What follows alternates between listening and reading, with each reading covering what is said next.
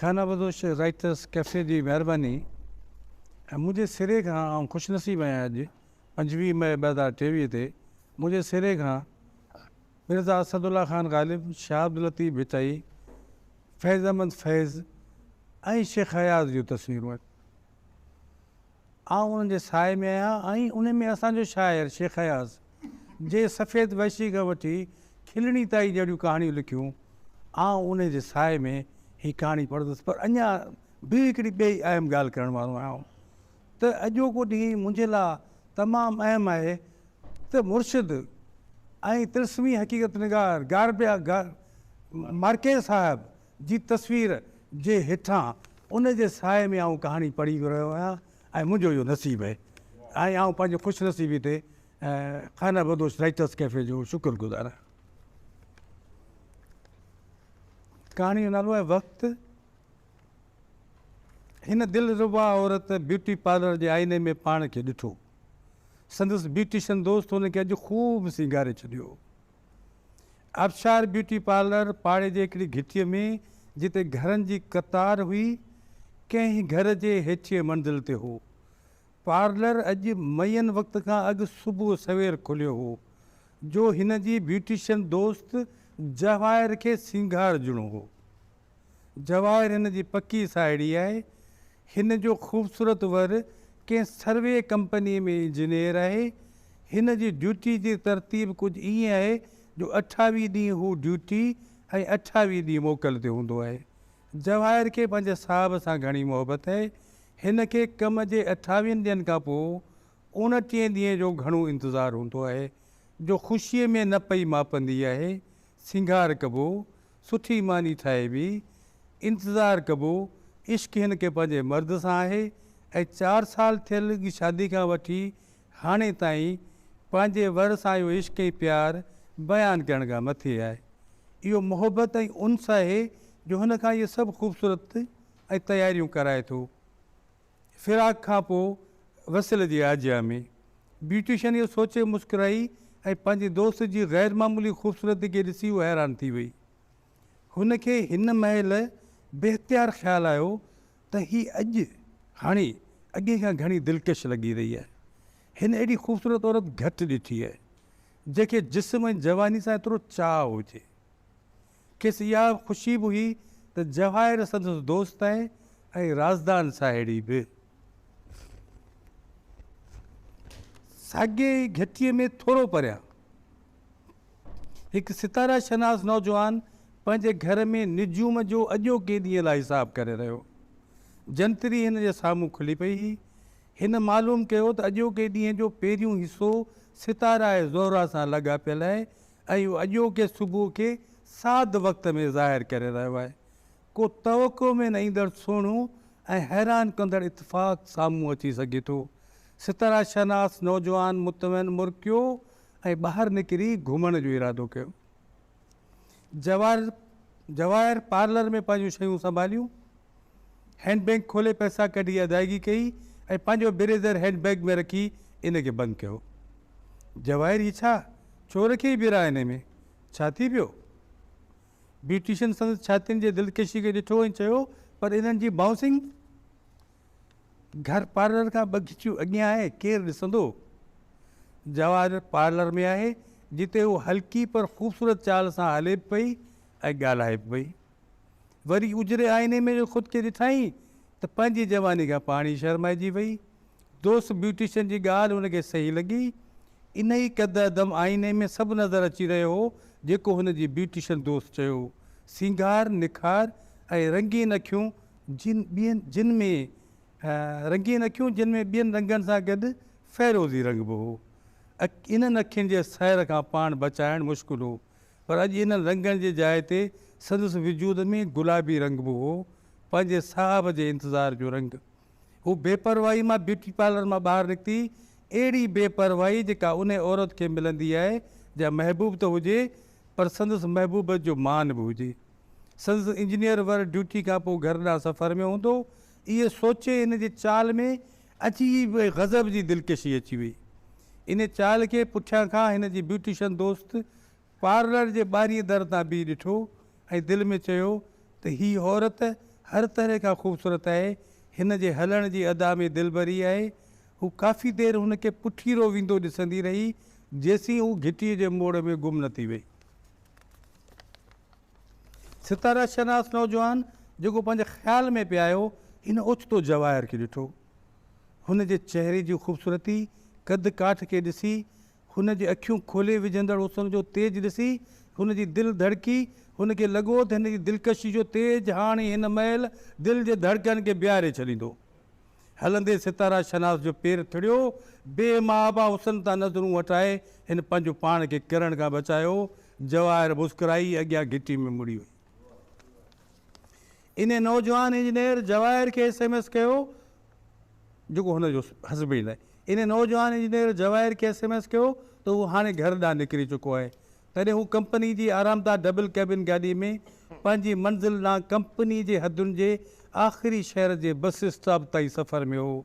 मुर्क हुन जे चपनि ते सदाईं हूंदी आहे, पर इहा अॼु गहरी आहे। ॼण उन्हनि में का तरिश न आहे, पर कुझु ई देरि आहे त उहो घरु हूंदो। जिस्म जे नदियुनि जे रवानी में तरिशना बि किथे वही हली वेंदी। जवाहिर घर अची मोबाइल में पंहिंजे साहिब जो मैसेज पढ़ियो। पाण कंपनी जी गाॾी में इन बस स्टॉप ते पहुचण वारो आहे, जितां टैक्सी ड्राइवर साजन हमेशह जीअं अॼु हुनखे घरु पहुचाईंदो। घरु जेको तूं आहीं, 41 किलोमीटर सफ़र जी देरि आहे। I am coming dear.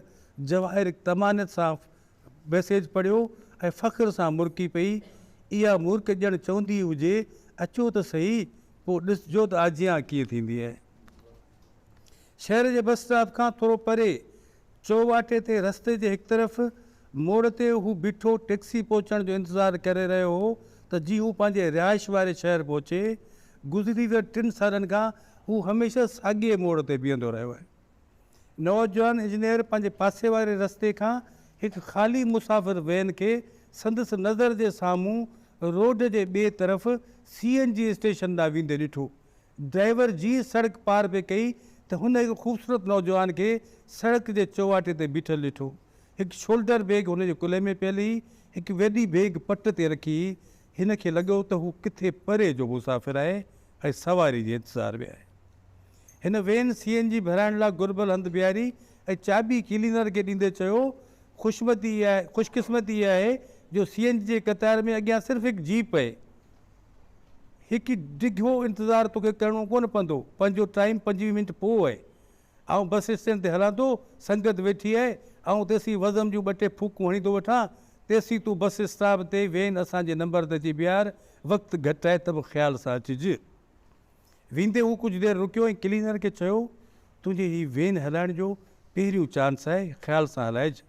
हिन खे इहो ख़्यालु बि आयो त हू पाण वैन काई बस स्टॉप ते वञे, क्लीनर खे न ॾे, पर ॿिए लम्हे पंहिंजे नशे जे इश्तिहा खे रोके न सघियो ऐं तकिड़ो बस स्टॉप ते हली आयो।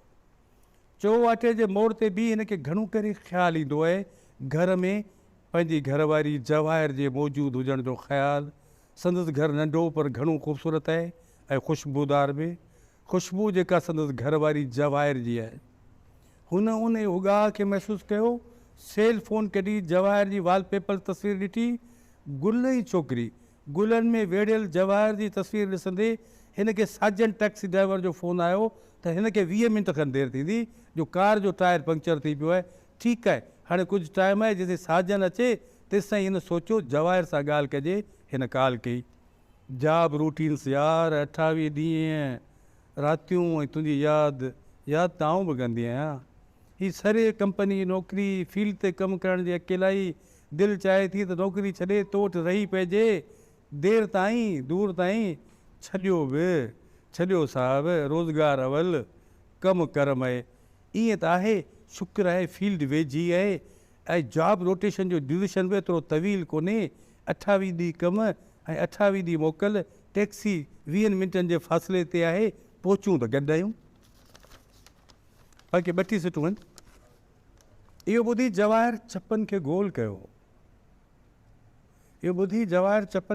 कयो। अखियुनि में मुस्कुराई ऐं वारनि जे गुल खे पंहिंजे पेशानी ते लहरायो।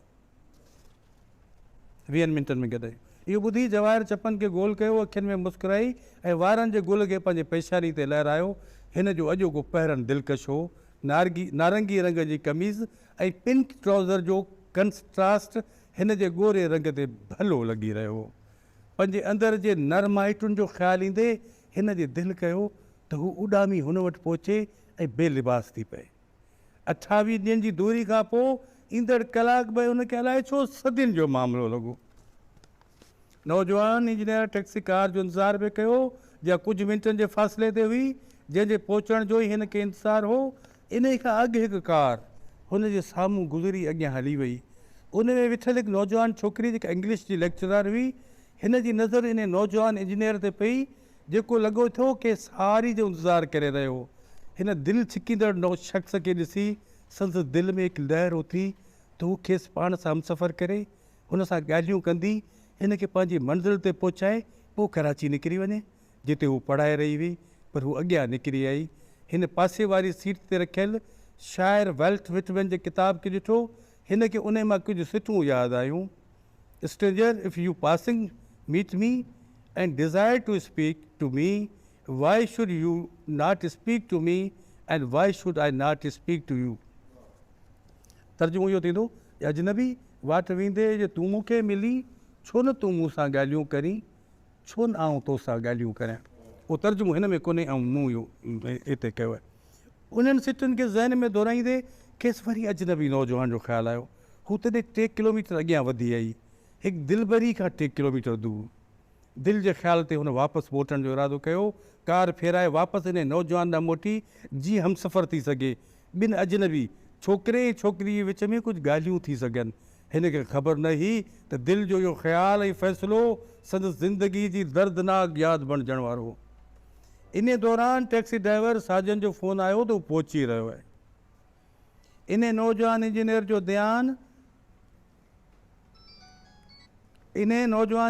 ध्यानु टैक्सी कार ॾांहुं हो जेका कुझु सेकंडनि जे फ़ासिले ते हुई। इन खां अॻु हिकु वैन CNG स्टेशन खां हेठि लथी। हिन उन खे तेज़ी सां पाण ॾांहुं ईंदे ॾिठो। हुन जे अखियुनि में हैरत ऐं बेवसी हुई। को मौक़ो, वक़्तु ऐं का विथी न हुई जो हू पाण खे बचाए सघे। वैन हिन जे मथां चढ़ी हिन खे चीबाटे फुटपाथ सां टकराइजी। क्लीनर जंहिंजे ड्राइविंग जो इहो पहिरियों मौक़ो हो, हिन वैन पोयां करणु चाही पर करे न सघियो।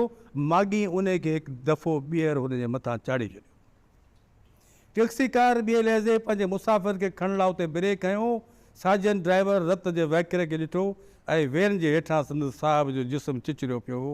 ठीकु साम्हूं उन महिल ई लेक्चरर छोकिरी पंहिंजी कार बीहारी। हिकु माण्हू जेको 3 मिंट अॻु जीअरो हो, इन जे गोश्त, हॾनि ऐं रत खे रस्ते ते पखिड़ियल ॾिठो।